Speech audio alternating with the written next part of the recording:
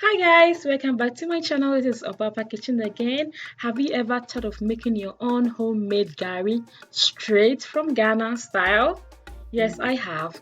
I'm going to show you how I made this simple and easy Gari for your eba or for your Gari fufu or for your garito. So if you are interested in this video, stay tuned, don't go nowhere, and let's get started. So first guys, you're going to need your cassava root. This is called Yuca cassava. You can get it from any market or any regular store near you. So guys, as you can see the size of this cassava, I think probably I'll get about 2 cups, and that is what I need. So you see it looks just like the homemade Ghana cassava. So right now I am going to peel this cassava. I'm going to peel all the skin off because I don't need the skin for this recipe.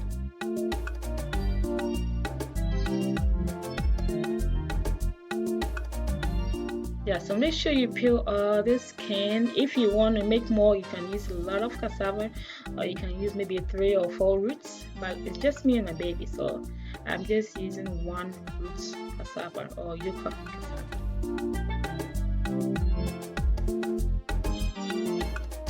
So after everything is peeled off, looking very nice, I just washed it.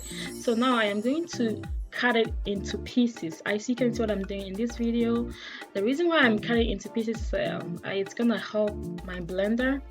Yeah, I know I have a very sharp blender, but I still want to cut it into pieces so it will blend faster.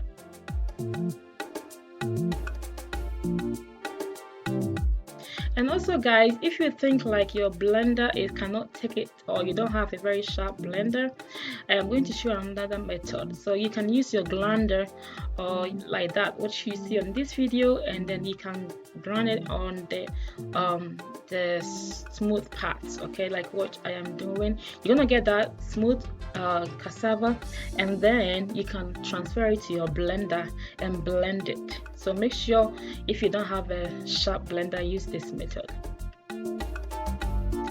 Now guys, after everything is cut into pieces, as you can see, yeah, it takes a lot of time, but hey, that's worth it because I like Gari. So now we are going to transfer all of this into a blender. So as you can see, I have my blender right here. I am going to transfer everything in there, and I will just add about a half cup of water so it will help me blend my cassava roots.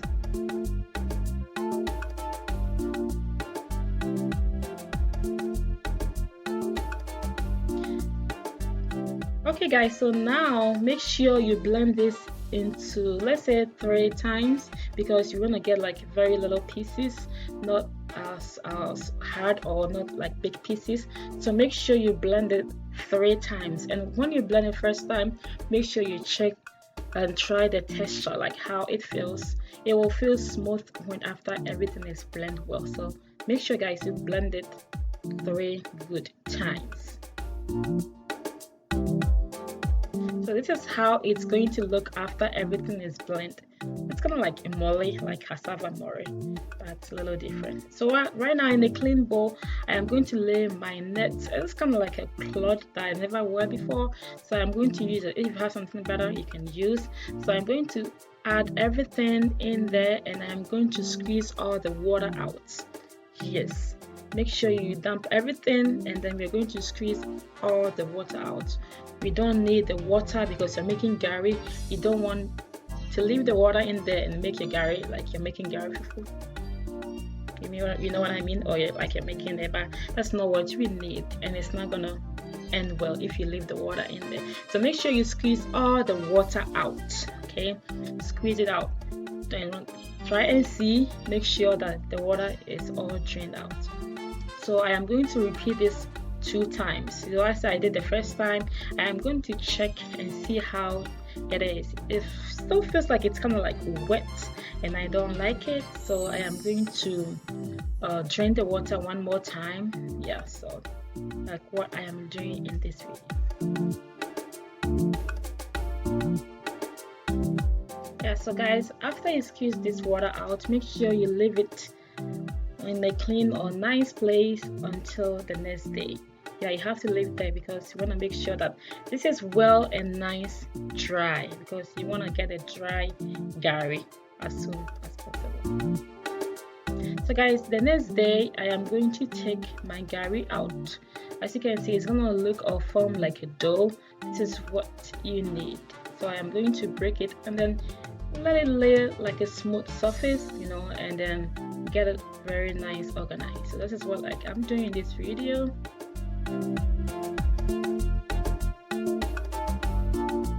So guys, I have my drainer, so I'm going to use it like say me huhuso, like me huhuso na like akasia no aye day aye yanketwa na yi aye senketwa. This is what I'm doing. You need a very nice and clean baking pan, you know, and then you have to work it this way to get that little pieces out.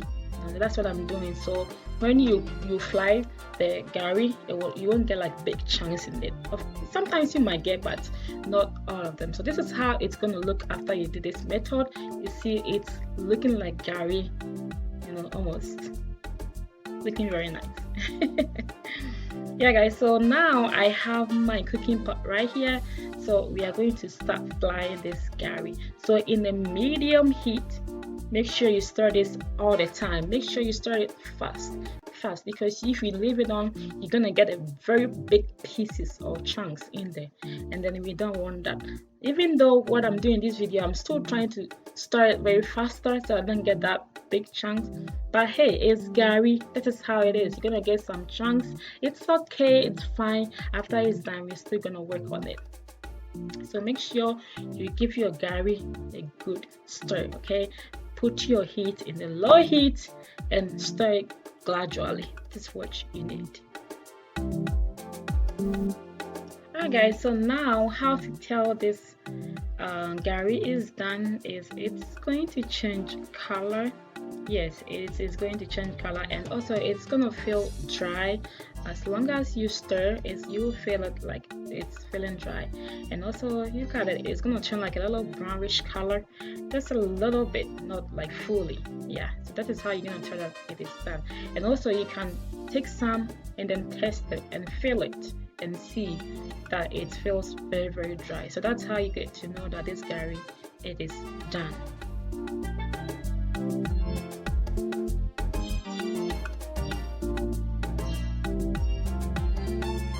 Alright guys, so my gari is finally ready. But guys, I can see it.